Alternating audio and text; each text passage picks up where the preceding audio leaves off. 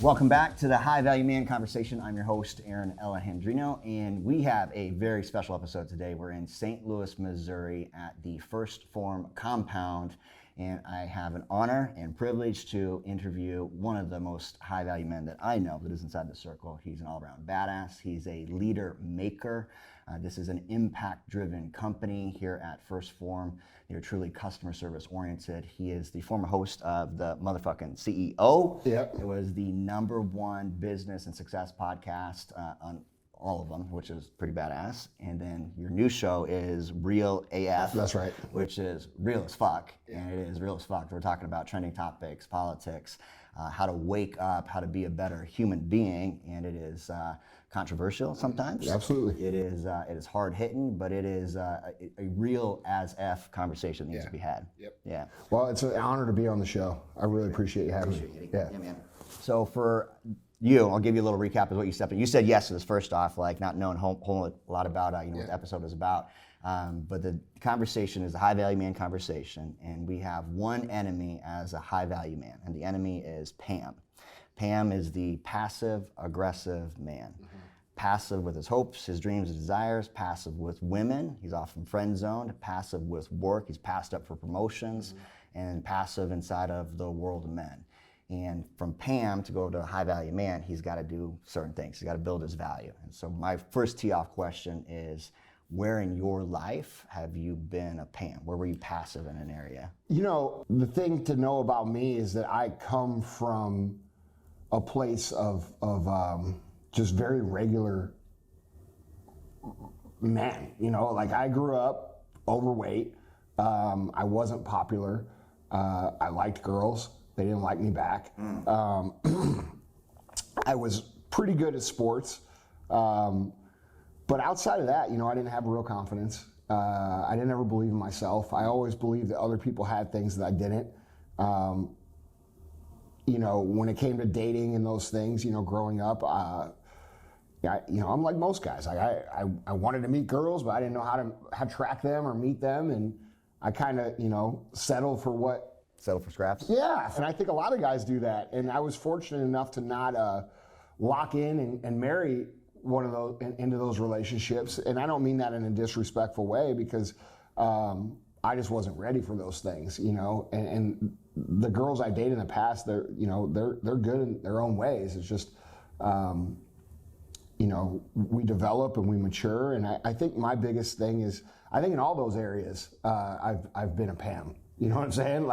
And I think everything that everybody knows me for, and this is why I preach this message so much. I think everybody thinks that people are born confident and born with the abilities to build success, and born with the abilities to attract quality partners and things. And for me, none of that was true. It was all of it's been gritted out and developed. Yeah, and that's why I'm so passionate about sharing the message that I share, that everybody out there has it in them if they're willing to invest in the journey, which is significant and long, to become who it is they want to be. And so all of those things that you mentioned, I've struggled with, all of them. I mean, heavily, to the point where I'm like, okay, well, I'm just a regular dude, and all the good men are over there, and I'm just, where I felt like I wasn't one of them. Mm-hmm. And dude, it just came to a point where I just wasn't willing to accept it anymore. What was that turning point where you started realizing that you were standing on one side, you saw all these other guys that had the work, the women, the life you wanted? What was that turning point to start bridging that gap? I think when I started my business in 1999 with my business partner, Chris, I knew I wanted to do something different. I knew I couldn't have a job working for other people. I'm not good at listening to people who aren't also accomplished in the area that they're showing. Yeah, so I've always had a problem with that. I had a problem with school. Yeah. I was a very poor student. And it wasn't that I was stupid or less intelligent. I always tested very high. I was very uninterested, and I was very uninterested in learning from people who hadn't done. Yeah. That was common sense to me. And so I think, when I started my business, growing up, I did all the little things like sell baseball cards, snow cones, lemonade, light bulbs door to door, all these different things. And I was always entrepreneurial spirited. And I think, when I was 19, we started our first company, Supplement Superstores. I think that was where I started to realize, like, I don't want the life that everybody else has, and I'm willing to. I just had no idea that it was going to take 23 years. You know what I'm saying? I thought, it would be a 2, the story everybody says, oh, you're not going to get paid for 3 years, and then it starts to happen. Well, that was true. I didn't get paid for 3 years, but what they didn't tell me was the next 7 years, I only made $695 a month. So I made $58,000 my first 10 years in business. What kept you in the game? No options. I didn't have options. I didn't graduate from college. I had worked construction through high school, doing concrete, painting the stripes on parking lots. And those things taught me a very valuable lesson. And that lesson is that I don't want to wake up every day and do those things. And I respect the hell out of anybody that does, because those things are very difficult, and it's very hard to wake up every day and do those things. But I realized real quick, like, that wasn't what I wanted to do. And I'm very thankful for my dad that, like, made me go work those jobs, because, like, on my hardest days when I wasn't making any money, it was still better being in the air conditioning than it was out in the middle of a construction hole carrying forms in and out of it. But I think, I think for me, this happened in phases, and I still feel like I have a long way to go as a man. It's not like I'm there. I try to share authentically with where I struggle and what my journey is. I think a lot of people out there that have the eyeballs on them, they tend to paint this picture as if they have superpowers or they were born better. And that comes from a place of insecurity, in my opinion. I think it comes from a place of, people want to seem like they have this special skill or this special talent or this special ability that everybody else doesn't have. And I have not found that to be true. Every single successful man, and I'm talking like very financially successful, even if they pretend to be what they do in public, they're still just regular people. Yeah, 2 arms, 2 legs. Yeah, man. Yeah, suffering, struggling. Yeah, and so I think for me, it just happened in phases. And I think the phase where I had the most was, 2014 and 15 were a really hard time for me. At that time I was making the most money I'd ever made, and I was making significant money, 7 figures a year. I got pneumonia, and I sat on my couch for 3 weeks. I couldn't go to work for 3 weeks. It was 17 work days I missed, which is the most I've ever missed. Yesterday, when I went to go to the farm, that's the first half day I've taken off since we moved into this building. So and that's out of 7 days a week. So I'm here on Sundays and every day.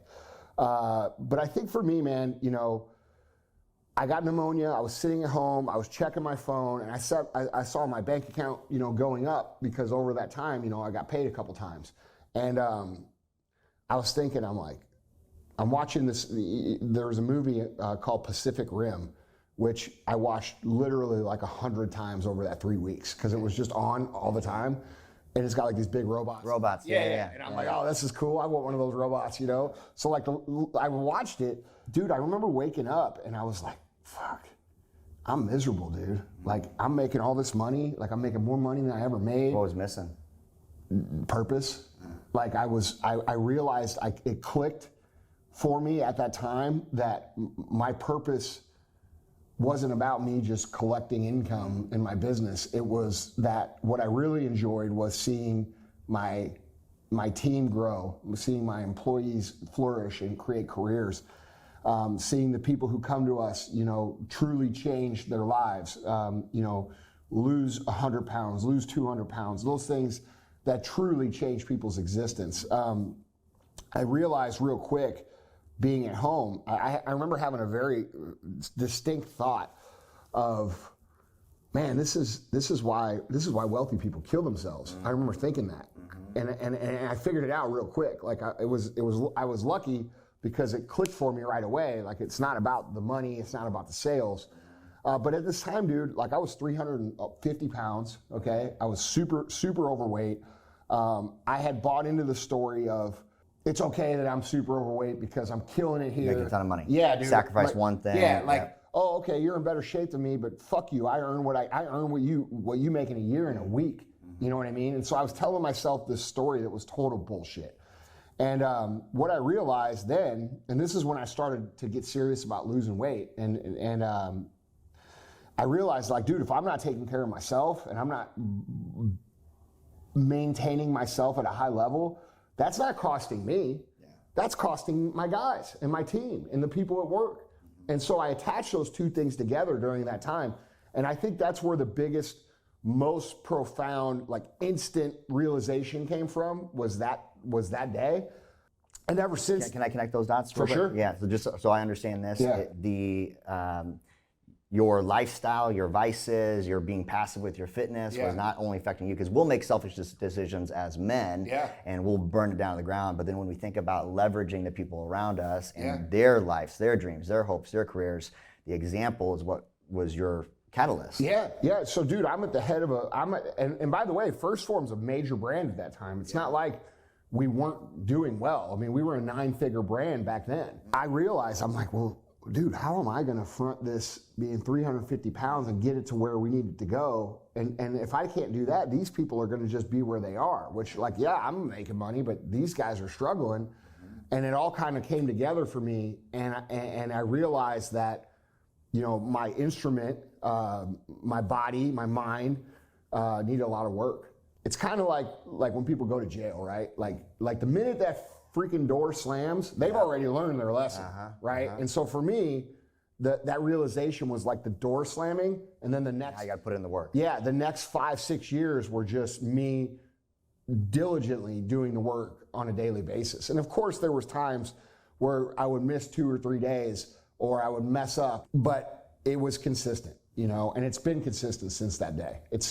I've had hang-ups. 2017, I finally gave up hard alcohol. And now I've almost given up alcohol completely. I might drink maybe twice a year. You know, my wife turned 40 this year. I had two Busch beers. You know what I'm saying?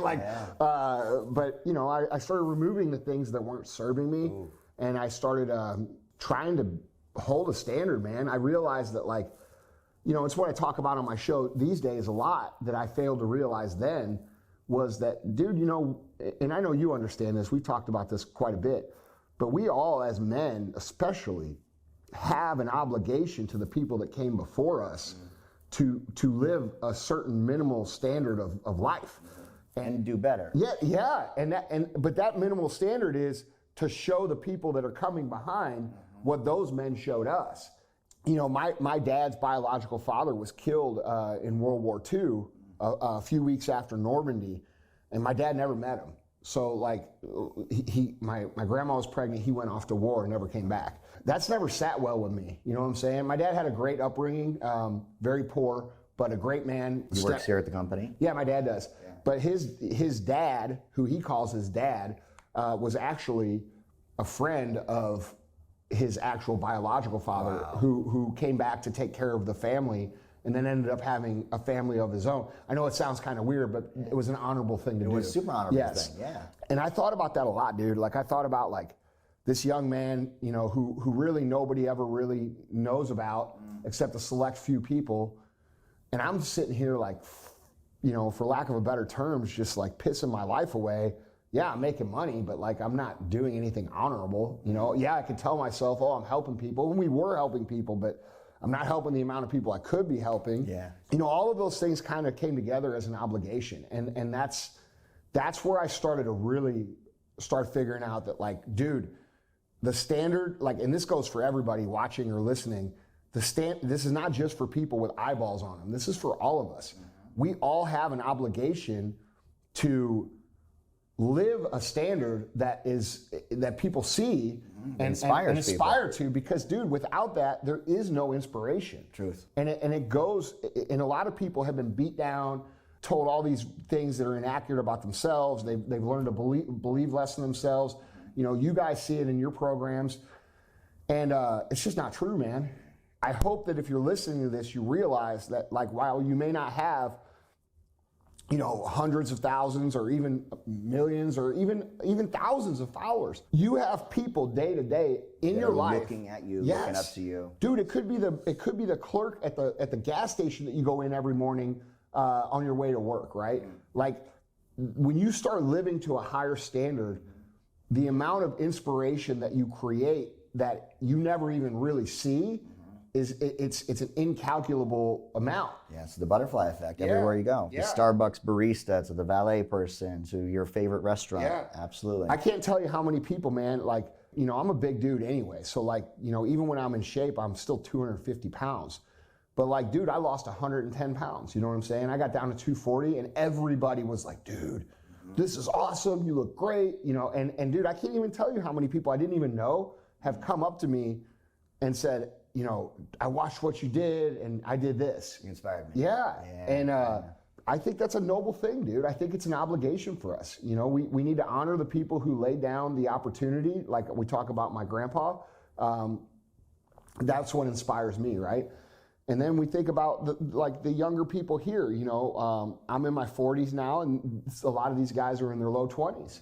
I have an obligation to not be a piece of shit, so that they realize, like, okay, even whenever you don't have to live this way, it's still the right way to live. Yeah, and your culture here that you've created here is next bar none. It is amazing. I spent the last 2 days with Cody. Yeah, Cody's amazing. Man, dude, he's got 16 years with you, and we've had some deep conversation. And the coolest thing I think I have picked up from him is how much his entrepreneurial spirit is spreading into the rest of the people. I've talked to a dozen people, and they all are homeowners and looking at side businesses and Airbnb and this. So you are teaching, preaching, and sharing, walking the walk so that the people around you have a blueprint.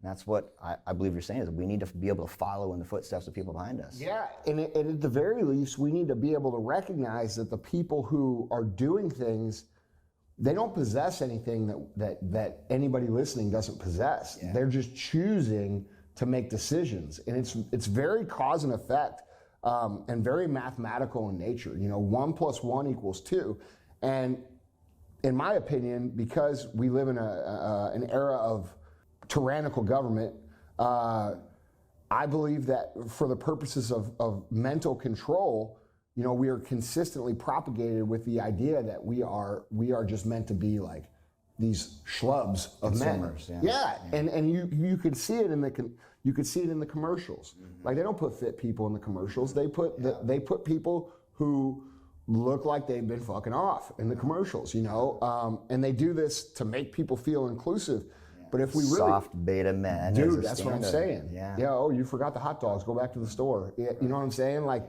and if we really wanted a society of strong men, they wouldn't be doing that. Right. They're doing that for their own preservation, and normalizing passivity. Yes, and weakness. Yes. And basically all the sins. You know what I mean? Yep. Because if we're caught up in being lazy, or we're caught up in greed, or we're caught up in lust, or any of these things, they're control tactics. Yeah, absolutely. Yeah. Yeah. The 7 deadly sins, they come from a biblical standpoint, but they really are, whether you believe in the devil or distractions or whatever it is, they are control tactics by the dark side, where it doesn't give you the light, the vibrance, the opportunity to really be a person of value. I think the Bible's super interesting. For those of you guys that don't know, the MFCEO project that we talked about at the beginning of the show, I did with Von Kohler, who is a pastor. And so, you have me, an entrepreneur, and then you have him, a pastor. And like, the interesting thing about the lessons in the Bible is they truly create a framework. Yes. For, I think a lot of people, take it very literally, and that's okay too.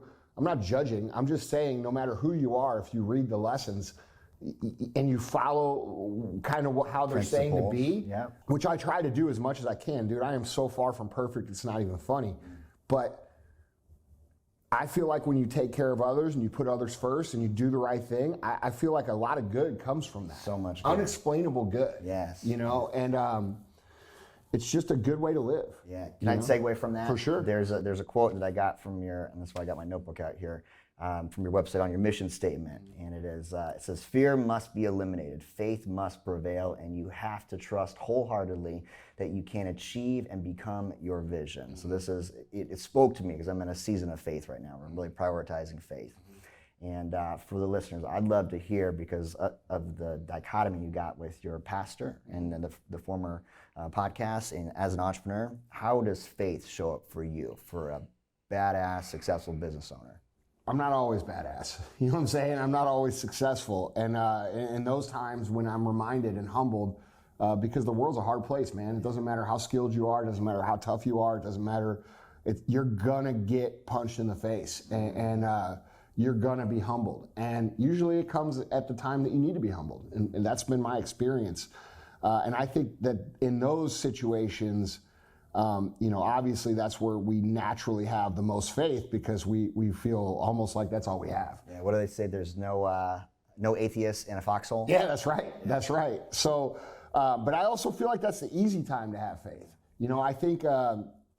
I think faith shows up differently when you're winning than when you're losing. When you're losing, it comes from a place of like, I don't have anything other than this is all I have to hold on to.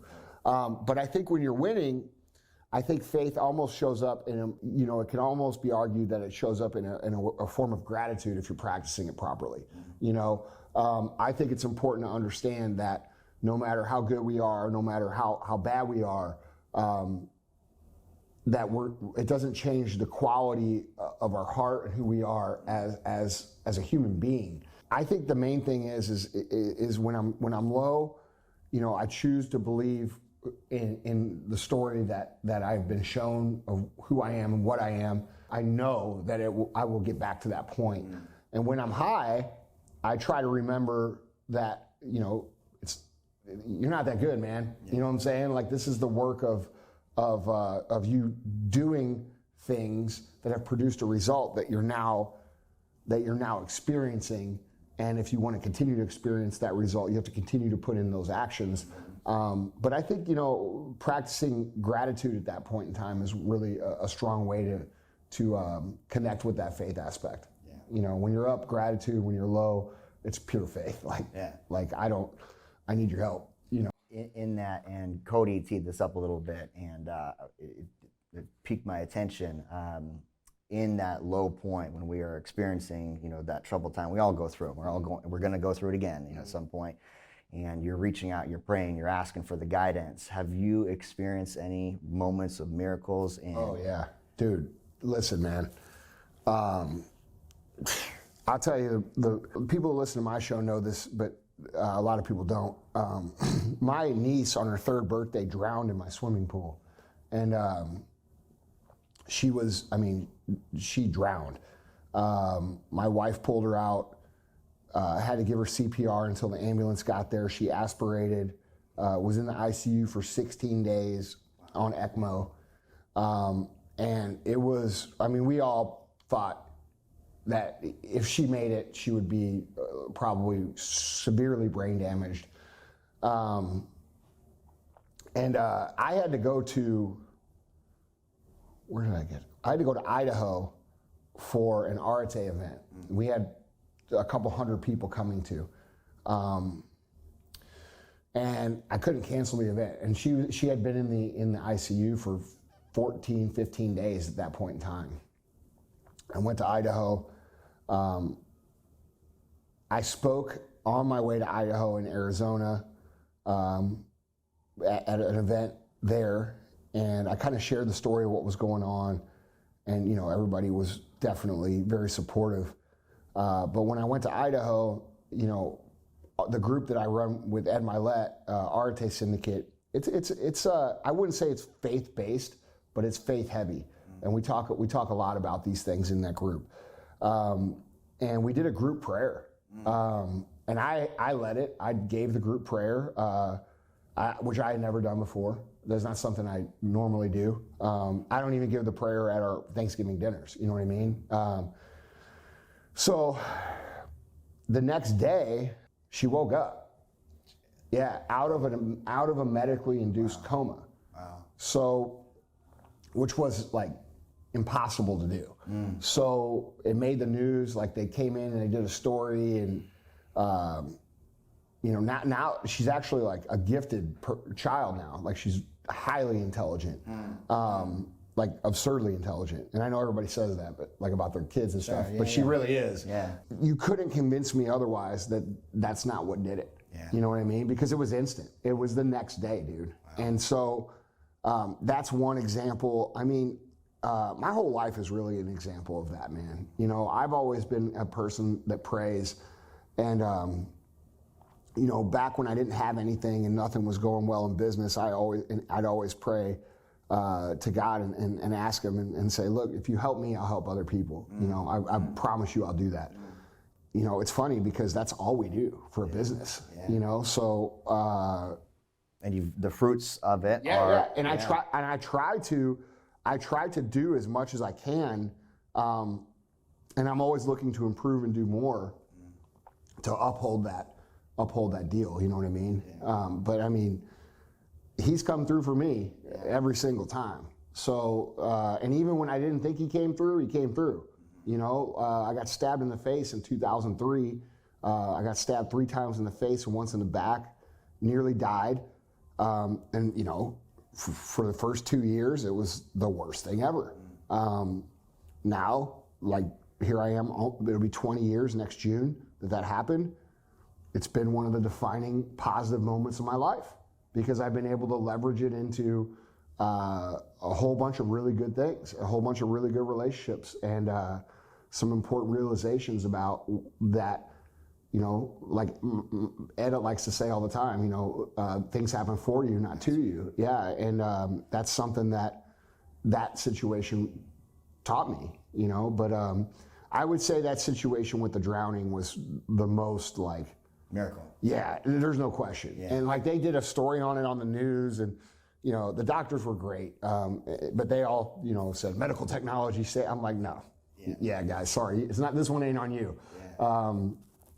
But yeah, it was truly a miracle. That's awesome. Yeah, that's awesome. On that note, you know, just to leverage the power of prayer, I think is a very powerful thing, because we're the only creatures on earth that speak. You think about this: when you are able to vocalize and speak, whether it is, you know, from a religious standpoint, nobody knows, right?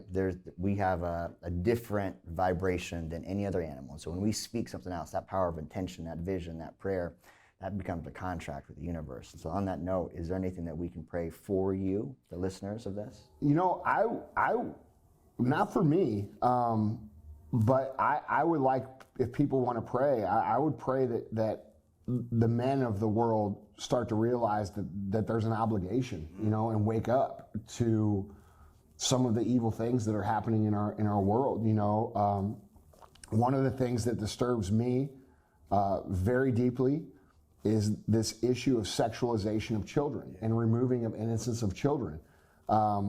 I cannot get down with that. And I feel like that good men across the world are failing our children by allowing them to be exposed.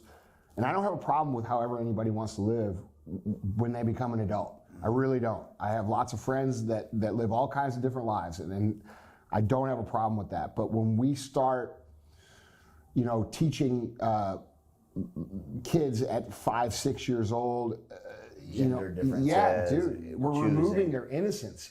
That we're taking away all the things that, you know, you and I and probably most of the people listening to this had. And I don't think that the men of the world have quite grasped that that's what's happening. And it's not just happening to the children of the parents who believe these things. It's happening to your children. Yeah. And, you know, what's that going to create?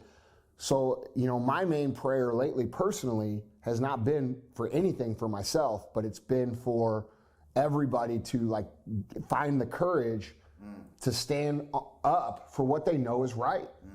Because none of these things would be happening if the good men in the world did something. Yes, and I believe that the good men in the world have bought into this idea, you know, of turning the other cheek, which is good most of the time, except when you're dealing with evil. Yeah. You know, and there's a heavy on. Yeah, and people don't, even in the Bible it talks about this. Yeah, pick up your sword. Yeah, that's right. And I believe that time is coming. You know, at least vocally, like, you guys have to pick up that sword with your voice and stand up for these children. And I believe that if we don't, we're all going to be judged pretty heavily. Yep. That's what I've been praying for, is like for these men to realize how bad we are abandoning what it means to be a man. Yeah. And defend and build Yes. and protect and provide. And this situation of take the high road and live and let live, that's great. That's a great thing for America. We're a free country. That's a great attitude, except when you're dealing with someone who's going to continue to impose themselves on your boundaries. And we're all dealing with that right now. What would you say would be a starting point for someone that's got that, they listen to a podcast, they watch your content, they get this stirring, this fire, and it speaks to them, right? It speaks to them because everyone has that moral compass built inside the body. They know when they hear the truth, they know what's right. Right. But they don't know where to start and how to take action. What would be the first thing? One of the things I've noticed, if we're talking about the same issue, first of all, courage is always rewarded. It's never not rewarded. Love that. When you stand on a line and you say, hey, this is the line and I'm standing on it, you will not be standing alone for very long. Right. That's the fear. The fear is I'm going to stand up, I'm going to get made fun of by my buddies, I'm going to catch some heat on the internet. It doesn't matter. It doesn't matter what people think. If it's right, it's right. If it's wrong, it's wrong. And at least you'll be able to look in the mirror and say, dude, I stood for what's right. When I watch these school board meetings for what's going on with these kids, it's all moms by themselves. Like, what are you guys doing? You know what I mean? Like that. I think that would be a Where's good the place. men? Yeah, like that would be a good place to start. Like, let's get involved and stop this shit. And it's as simple as making your presence felt, because, dude, we have a lot of very strong women leading the charge against some of these things. And it carries a lot more weight when there's a whole room full of men standing right behind them. Right. And I think that would be a good place to start, those kind of situations. I think another place to start is, your own personal excellence. You have to examine yourself and audit yourself. What kind of physical fitness shape are you actually in? What are you putting into your brain? Are you putting good things that are making you better in your brain, or are you putting things that are distracting you from the reality of your own life in your brain? There's never been more opportunity for us to escape from our own reality. The metaverse and social media. Dude, think about when we grew up, okay? Like, there was no instant pornography everywhere. You had to download it. It took 13 minutes to get a boob. Yeah, and not only that, like before that, you were hiding magazines in your garage up in the attic. Or one guy in the neighborhood had it and they had it and it rotated. Yeah, and like now we have kids. Like, think about this, dude. We have kids who are 10, 11, 12 years old who have unlimited access to that material. Even just on social media, Instagram, TikTok, that's pornographic in a lot of shit. Bro, and that's a failure on men. Yeah. And I'm not saying that I don't look at porn. I'm not judging. I try to look at less and less of it because I've started to realize what it's actually doing. Control tactic. Yeah. Once I realized that, it changed the game for me. Like, once I realized I was playing into that narrative, I don't like that. So, like, that was an easy way for me to, like, stop that shit. But it is addictive, and it's not something that's easy to stop, But, we think about the degradation of society and the removal of moral standard. That's all intentional, man. And it's all for the purpose of us to be more easily controlled. And so, confused and controlled. Yeah, dude. And so, like, when we talk about, I have a saying I say on my show all the time it says personal excellence is the ultimate rebellion. And if you feel like the world is really, fucked up right now, then the best thing you can do is to make yourself the best possible version of you, physically, mentally, spiritually, with your family, with your friends. Because those high standards, as we spoke about before, are the standards that inspire other people and give them permission to raise their standard. And if we're all healthy, if we're all educated, if we're all mentally focused on production and empathy and bringing people up and lifting people up, there's nothing they can do to control us. They can't do it. And so once you realize, okay, well, things are messed up, it's not automatically, go to war with the enemy. It's, okay, let's get ourselves. Go to ourselves. Yeah, dude. Yeah. Let's get ourselves right first, and then we can take it to the enemy. It would be no different than when you guys go to battle. You know what I mean? There's a reason they don't take men off the streets and throw them on the battlefield. Right. They got to go through boot camp. They got to get their head right, their body right. And they have to learn how to work in a team. Yeah. And I think that's the one thing that we're so divided as a country, divided amongst men. Men don't have the community of other leaders inside of them, and so they're divided and easily controlled by the masses. Let me ask you a question. You brought up something that was interesting, that all of our strong independent women are leading the front on a lot of these things. We're seeing a lot more women make more money, be more independent, be more outspoken, and there's a lot of guys that are kind of sitting in the background letting this happen. I know you've got a dynamic with a very independent, powerful woman. I've got one as well, and I'd love to hear your insight. Married, running a business, what is it like having two powerhouses come together? Not diminishing your light as a man, which so many dudes are doing. Yeah. They're letting their mom take over, letting the wife take over, Yeah. and they're not stepping up in the same capacity. What's it been like for you? I've been very fortunate in my relationship, especially with the amount of external projects that we have going on. You know, there's a lot. It's not just First Phorm. There's my personal brand, there's Arate Syndicate, and there's 5 other companies that I'm involved in a day-to-day operating role. She has her own company. You know, there's a lot going on, and when you have a lot going on, you have to be with someone who aligns with doing those things. I think that's the first and foremost thing that we have to understand. Values in the same direction. Yeah, for sure, dude, because a lot of people, you know, they get in a relationship and, you know, they value one thing and the other person values a different kind of life, and then they end up like hating each other for it when it's simply just that their natures as humans is just a different. They're not going to be congruent and or parallel in any way. So I think, you know, finding someone who is parallel with the life that you want to live is super, super important. Before you and Emily got together, did you have a list of qualities that you were looking for in a partner? What's the OG story on that? Yeah, I did, but the reason that I had them was because the relationships before that were very volatile. There was good, and then there was bad. And the bad always came from me being so focused on what I was doing and not being able to give the attention in the way that was expected over here. It didn't mean that they were bad people. We just weren't aligned in that way.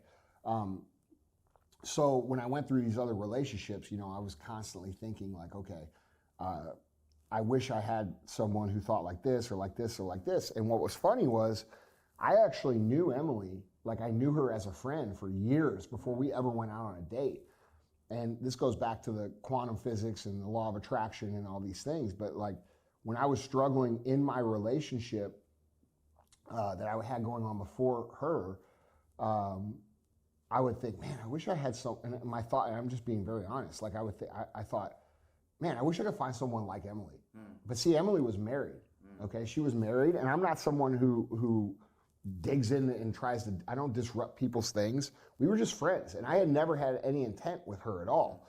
But I admired her work ethic. I admired how she handled herself, and all of those qualities. So while I was going through this like time, I was thinking in my head, man, you know, it would be nice if I had someone like Emily. And it was really weird how it worked out. So our lab for flavoring was next door to where she worked. And they did graphic design and vinyl graphics. So they had done all the interiors of our retail stores. And the owners of the company are good friends of mine. They're still good friends. I would go in there every day and I'm a dude. I would talk to my friends who were also dudes, and she was kind of there. So she kind of knew what I was about and like knew, you know, who I was. And this went on for years. And then one day I saw on MySpace, that's how MySpace, that's what's up. Yeah. All right, I'm not that old. Yeah, I had MySpace. Yeah. So MySpace was cool, dude. It had music, like you could personalize it. The whole page was they didn't great. censor us. You know what I'm saying? Tom did all right. I remember her status went from married to divorced, and it caught my eye, obviously. And I went into Vinyl Images, and I was talking to John, and I said, hey, what's up with that? I said, well, she got divorced, and he's like, oh yeah, bro, she got divorced like over a year ago. Wow. It just didn't change her status. And so then I was like, what's up? Oh, I'm like, and I still didn't because dude, you got to remember, I was 330 pounds at this time. Like I wasn't like what I am. Like I wasn't me. You know what I mean? I was just this fat dude who owned a business.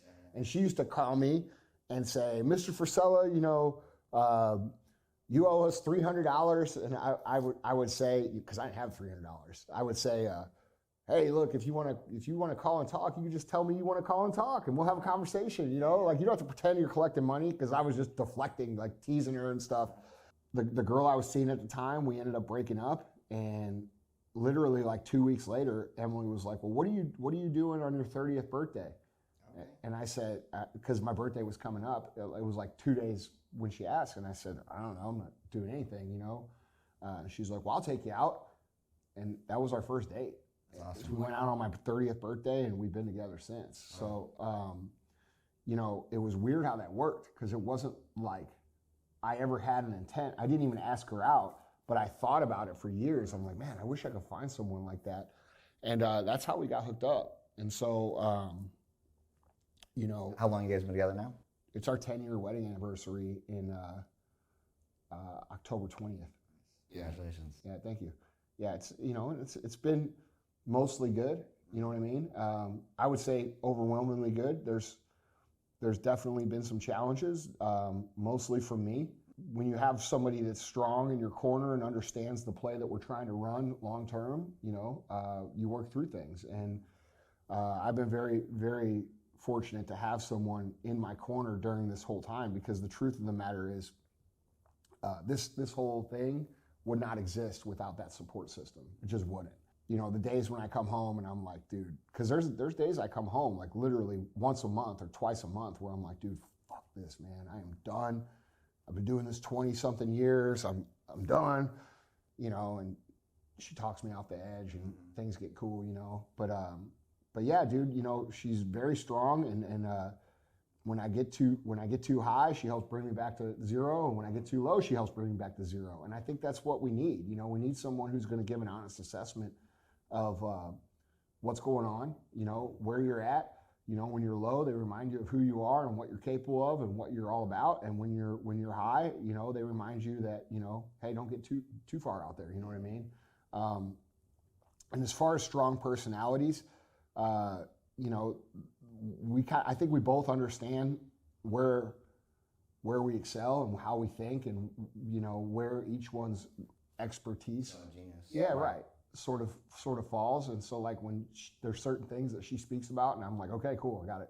And there's certain things that I speak about, and there's there's very few times where it's like that. You know what I mean? It just doesn't really happen. That's awesome. Yeah, love it. Thank you for sharing that. We're ending this next season. Rachel and I have marriage, kids, and all that stuff coming up, and we've been talking about it a lot. And I always want to talk to someone that is entrepreneur in the space, that is running a fast-moving pirate ship. Like at the end of the day, you guys are moving fast, and has two independent people coming together, because those are all opportunities to stand on the shoulders of someone that's already done it. Yeah, well, I appreciate that, man. I'm definitely.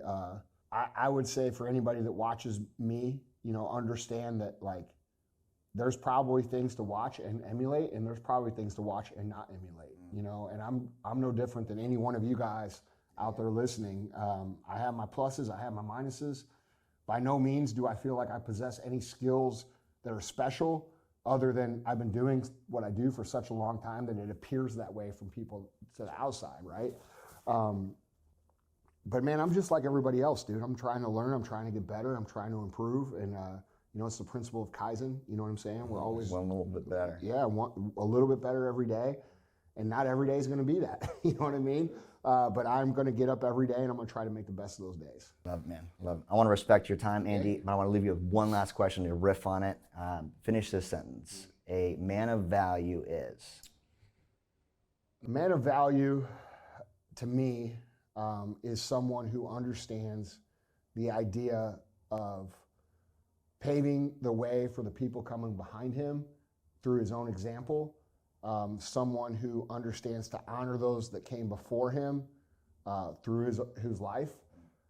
Someone who understands that it's our job to set a standard for the people around us, and be accountable when and admit and humble enough to understand when they're off the path. I think those things, I think, I don't think it's about, we can break it down and we can say, a man of value earns, a man of value provides, a man of value protects, and all of those things are true. But I think more so, I think the idea of us having a minimum expectation that we all need to live at for the betterment of everybody in not just the country, but in the world, I think is truly, those are the men that I value the most. I value men, like my brother who runs the day-to-day here at First Phorm, who, he's got 3 kids, he's got tons of obligations, he stays fit, he stays mentally fit, he gets his job done, he doesn't complain, sets a standard, understands that he's setting a standard, I think those things to me, that's what equates high value. I think we're all going to be imperfect. I think we're supposed to be imperfect. I think that we are going to struggle. I think every high value man has been through struggle, serious struggle, because I think that's what's required to get that value. Truth. So, but I think the idea is collectively as men as a whole is this idea of obligation, a duty. We have a true patriotic, like people think patriotic and they think, soldiers, and they think, even just U.S., but it's based on your masculinity, your patriotic duty. Yeah, for sure, man. And I think it's a big deal for us to understand that you and me and the people listening, we are them. Like the people we've all been waiting for to come in and save the day. Yeah, that's us. Yep. And if we don't, we're going to lose. Truth. And so I think it's important for all of us, no matter who you are, no matter how many followers you have, no matter what you got going on in life, that it's important for you to raise your standard and live at a higher standard, whatever that means for you. And that will result in other people joining you. And you said at the beginning of the show, like leader maker. Everybody listening to this right now, watching this right now, is a leader maker. Now, whether or not they're actually making leaders, they're making something. That's right. Making something. That's exactly right. You are leading, even if you're leading the wrong way. Yes. And that's the thing that we all have to come to terms with. And it doesn't matter if you're someone right now who's at the low, right? Like there's eyeballs on you. Yeah, dude. Somebody's watching. Like if you're at the low and you're having super hard financial times, super hard mental times, super hard physical times, bro, this is the precipice of your story. This is the time to turn it around, and that's where the opportunity is. And so instead of sitting there sulking, thinking about how bad shit is, start thinking about how great your story is going to be when you fix your life. And dude, you could fix your life in a very short amount of time. And so when I think of high value men, that's kind of how I think I think I love that, man. I love that. Andy, thank you so much. Yeah, I really appreciate you. This is awesome. Yeah, likewise, man. I really appreciate you having me on, man. And I appreciate the work you're doing here because it's very, very important work. Yeah, we're on this mission together. Yeah, likewise. Thank you. Guys, Andy Frisella, First Phorm Compound. And if you enjoyed this episode, please do me a favor, share it, subscribe, tag a friend that needs to hear this, tag a high value man. Go follow Andy Frisella, and of course, First Phorm. These guys are men on a mission to make the world a better place. Much love, many blessings. Boom.